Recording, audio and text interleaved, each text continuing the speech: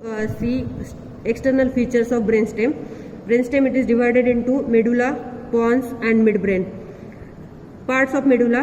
This is anterior median fissure, lateral to anterior median fissure. These two are pyramids.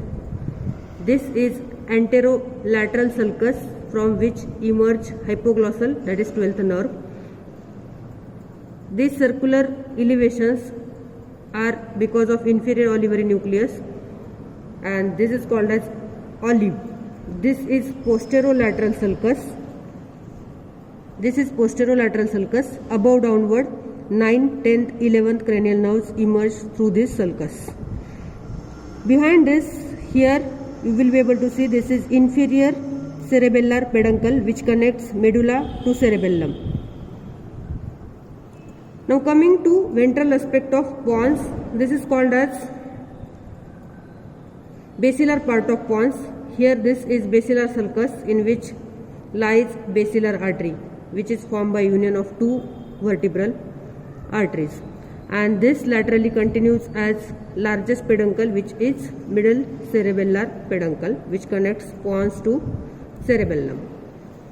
Now here ventral aspect of midbrain, which is nothing but the cerebral peduncles. So these two are cerebral peduncles, and what you will be able to see, this part is interpeduncular fossa. Now when you look at the interpeduncular fossa, anteriorly it is bounded by optic chiasma, laterally this is optic tract, posteromedially we have this cerebral peduncles, and posteriormost part it is bounded by uppermost part of this pons. In the content of this interpeduncular fossa, these two are mammillary bodies.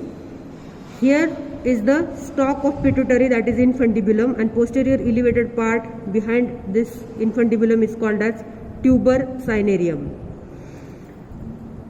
Posterior to mammillary bodies, you will be able to see this holes. These are nothing but the posterior perforated substance, and lateral and anterior to optic tract, here this is anterior perforated substance which is formed by anterolateral branches, the central arteries.